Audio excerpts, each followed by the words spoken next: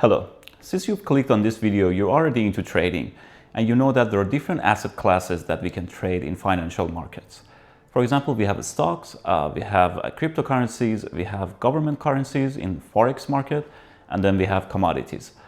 Commodities are the subject of this video, and I'm going to briefly explain what commodities are, how to choose one, and how they behave differently to other asset classes, and when to enter and exit a commodity trade. So first, let's have a look at what commodities are. Commodities are raw materials and natural resources that are bought and sold in global markets. They are categorized into broad categories: hard commodities and soft commodities. Hard commodities are mined or extracted, like energy, could be oil and natural gas, or metal, which are basically divided into two main categories of precious metals like gold, and industrial and base metals like copper and aluminum. And then we have soft commodities, which are grown or farmed, and these are wheat, corn, soybeans, coffee, and etc. But why should we trade commodities at all? My biggest reason is opportunity. You know that there are periods that stocks go through bear markets. This is a period that a number of stocks, or the whole indices or ETFs, which are baskets of multiple stocks, and it's my favorite thing to trade, stocks ETF. Sometimes they go through bear markets and they're stuck in a tight range and they don't do much for a kind of long period of time. At the same time, you'll see that there are one or more commodities that are in a clear bull market and they show a strong trend. The other thing to know is that between a single commodity and a single stock, I always go for single commodities. A single stock is always dependent on the specific condition of a company. For example, a sentence from the CEO can change the whole direction of the stocks, or after quarterly earning, the stock might drop 20%. That's why I find single stocks very volatile and risky to trade.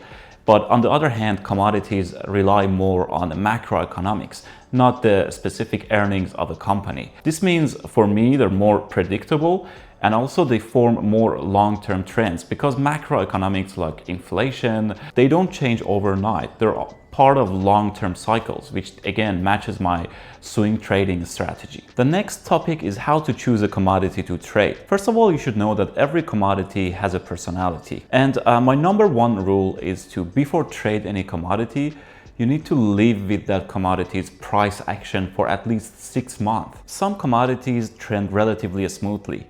Others are extremely volatile. Some have frequent false breakouts. Some move sideways for long periods, and others can go through enormous boom and bust cycles. So to exactly grasp the personality of a commodity and to make it easier to predict the future movements, you need to analyze and observe the price action of that commodity for an extended period of time. This means put it on your watch list. Look at it every day. Watch how it reacts to different environments.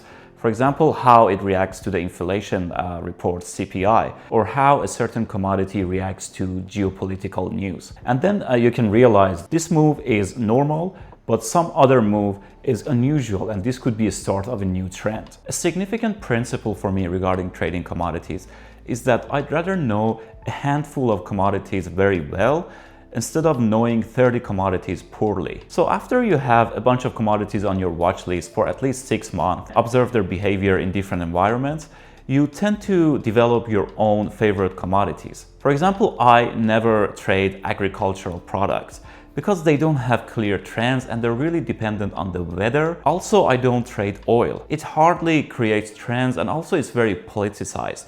For example, we have OPEC and major producers that try to, under pressure of big economies, for example, United States or China, they try to keep the price of oil artificially low. So it's highly manipulated, and I don't find oil a very great asset to trade. After observing commodity prices for many years, I've singled out 7 commodities that I feel I can understand their underlying price behavior much better. And they're basically easier to predict and trade and make profit with. So I'm gonna let you know these 7 commodities, and basically my recommendation to you is that only trade these commodities, or at least start with observing and trading these commodities first.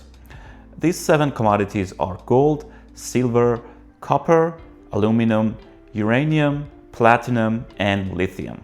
Another benefit of living with a commodity is that you realize that there are some false narratives and general beliefs about each commodity that are not necessarily true at all times. For example, some people think that gold is safe haven, and whenever there is, for example, war breaking out in the world, the price of gold should go up. For example, if you check out the price of gold in the last 5 years, you see that when the war in Ukraine broke out, there was an uptrend in gold, which is expected based on the general beliefs. If you see what gold did when the recent conflict in the Middle East, in Iran and Israel and America basically started to happen, that actually caused a huge crash in gold price. The other concept to think about regarding commodities is the value of US dollar.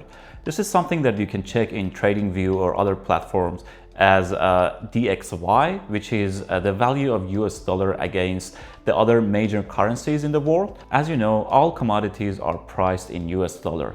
And when the US dollar goes up, generally commodities, we expect them to go down, but this is not true. Sometimes a majority of commodities, they have an inverse relationship with US dollars. So that's another thing to observe in the long term and see how each commodity reacts to the moves in US dollar. Now let's talk about the fun part, which is get into action and start trading commodities. First of all, you should know that I never short commodities. And my recommendation to you is that always buy commodities and bet on the uptrend of commodities instead of waiting for them to crash and decrease in value. I buy and hold ETFs.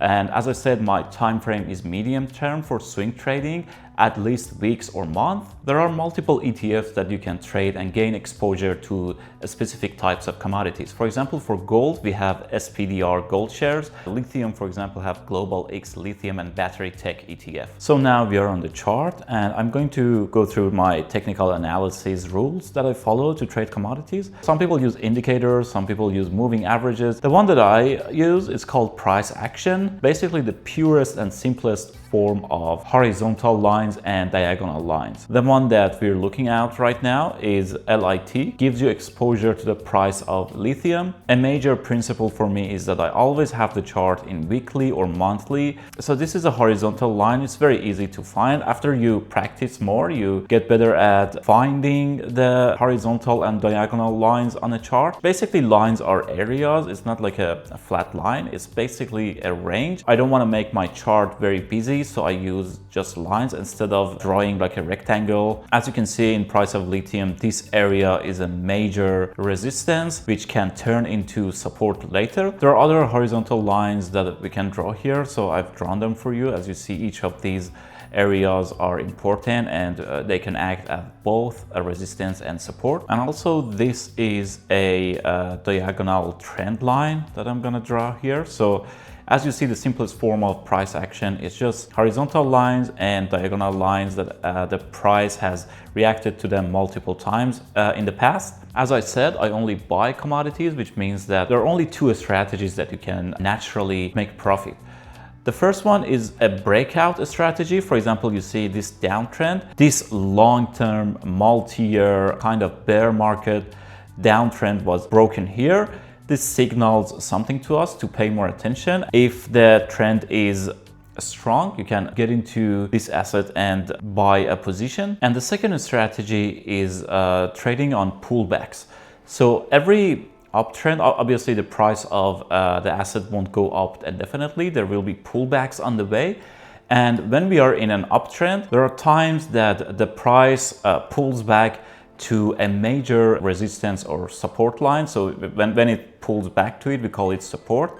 So this area, for example, for lithium, it's $56, and I had to zoom in a little bit and go into daily chart so you can see this better. The uptrend has already started. Here, kind of have a crash in the market. We go under. For example, there are many people whose stop loss under this line, and when this line is broken with force, a lot of people lose money, and there are certain market makers and actors in the exchanges and financial markets that basically take profit in these situations. But what we want to do is to wait for an uptrend to start a correction. After a while, obviously you see that this line is holding. So I'm not saying to get into a trade right after the price recovers.